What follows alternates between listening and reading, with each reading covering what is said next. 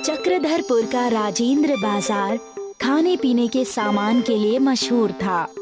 वहाँ पर तरह तरह के खाने का सामान मिलता था और दूर दूर से लोग खाने आते थे। इसी में एक दीपक पानी पूरी नाम का ठेला था।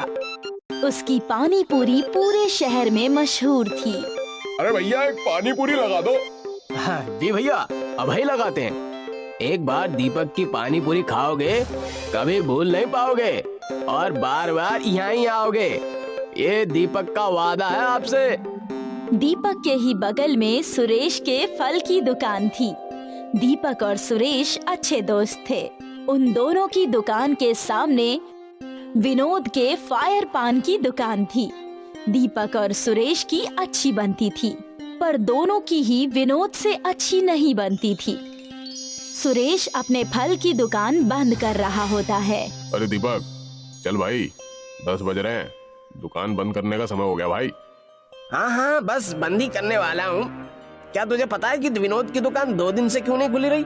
अरे मुझे क्या शौक है कि मैं विनोद के बारे में पता करता रहूं? हाँ, गया होगा कहीं शिमला मनाली घूमने, फेसबुक पर उसकी पोस्ट नहीं देखता। अपनी दुकान का भी वो बहुत अच्छा प्रचार कर लेता और यूट्यूब से भी उसे पैसे मिलते हैं। उसका फायर पान तो पूरे देश में मशहूर है, पता ही होगा तुझे।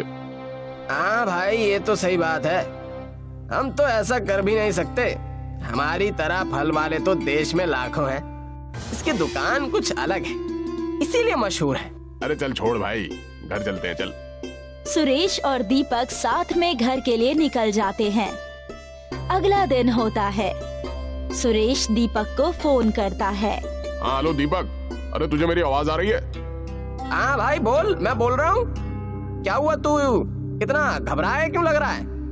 अरे दीपक जल्दी से न्यूज खोल कर देख। अरे भाई हम बर्बाद हो चुके हैं। क्या बोल रहा है तू? अरे अरे रुक, मैं देखता हूँ। दीपक न्यूज चैनल खोलता है। आज की ब्रेकिंग न्यूज, चक्रधरपुर के राजेंद्र मार्केट में हुआ बड़ा हादसा। लगी भयानक आग, 75 दुकानें जलकर हुई खाक, 12 की मौत और 25 घायल। फायर पान की दुकान में शॉर्ट सर्किट होने से हुआ हादसा। फायर पान की दुकान के मालिक विनोद की हुई घटना स्थल पर मृत्यु और आसपास की दुकानें भी बर्बाद हो गई। ये सुनते ही दीपक के पैरों के नीचे से जमीन खिसक जाती है। उसे कुछ भी समझ नहीं आता। 2 मिनट के लिए उसका दिमाग काम करना बंद कर देता है। वो सिर पकड़कर जमीन पर बैठ जाता है। तभी उसके दरवाजे पर दस्तक होती है। वो जाकर गेट खोलता है तो देखता है कि सुरेश खड़ा होता है। उसकी आंखें भी लाल होती है और वो गहरी चिंता में लगता है। अरे सुरेश, अरे ये क्या हो गया भाई? अरे हम तो बर्बाद हो गए। अरे विनोद के बारे में हम कल क्या क्या बोल रहे थे, एक आखिरी बार उससे मिल भी नहीं पाए। दीपक और सुरेश एक दूसरे को पकड़कर रोने लगते हैं। फिर कुछ देर बाद दोनों शांत होते हैं। अरे चल यार, अब रोने से कुछ नहीं होने वाला। चलकर दुकान की हालत देख कर आते हैं। हाँ चल चल चल, अब जो हो गया उसको बदला तो जा नहीं सकता। सुरेश और दीपक साथ में राजेंद्र मार्केट जाते हैं। वहाँ पर अपने साथी दुकानदार से भी मिलते हैं जिनकी दुकानें जल चुकी होती हैं। अरे अब हमें फिर से नए सिरे से दुकान शुरू करनी पड़ेगी। हम जिस हालत पर थे उस पर पहुंचने में हमें महीनों लग जाएंगे। अरे भगवान करे जिनके साथ ये अनहोनी हुई है उन्हें और उनके परिवार को वो शक्ति मिले। भगवान उन्हें शक्ति और बुद्धि प्रदान करे कि वो फिर से हिम्मत कर पाए। दीपक और सुरेश अपनी दुकान फिर से बनाने में लग जाते हैं। उनके सामने ही विनोद की दुकान जली पड़ी होती है।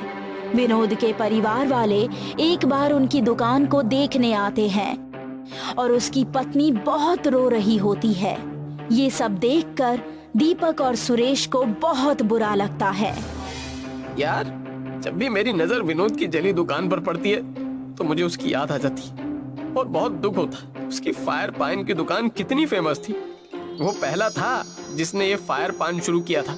हमें उसकी याद में कुछ करना चाहिए। अरे लेकिन हम उसके लिए क्या कर सकते हैं? दीपक और सुरेश की दुकान धीरे धीरे लाइन पर आने लगती है। दीपक और सुरेश रोज विनोद की दुकान देखते हैं और उन्हें बहुत दुख होता है। फिर एक दिन दीपक को एक आइडिया आता है। यार सुरेश, मेरी बात सुन, मुझे एक आइडिया है। क्यों ना विनोद के फायर पान से इंस्पायर होकर फायर पानी पूरी बनाए। इसका क्रेडिट विनोद को ही देंगे।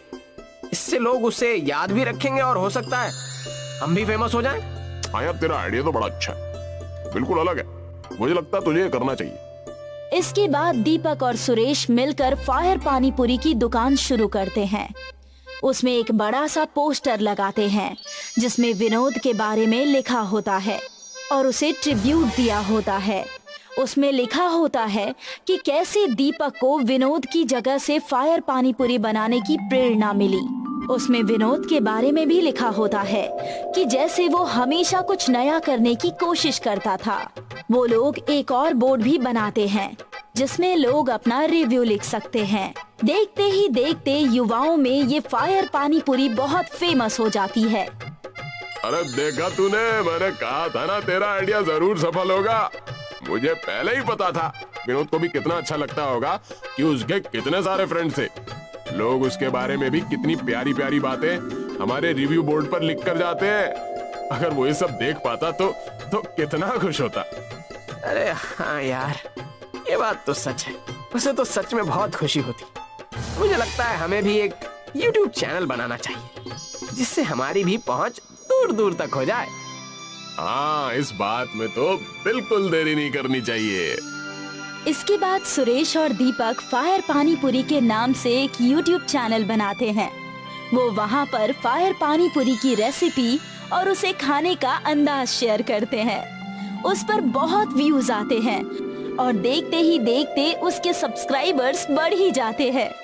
इससे जो भी कमाई होती है वो दोनों आपस में बांट लेते हैं और फिर दोनों फेमस हो जाते हैं और उनकी फायर पानी पूरी पूरे देश में मशहूर हो जाती है और बहुत से अलग अलग जगह पर बिकने लगती है।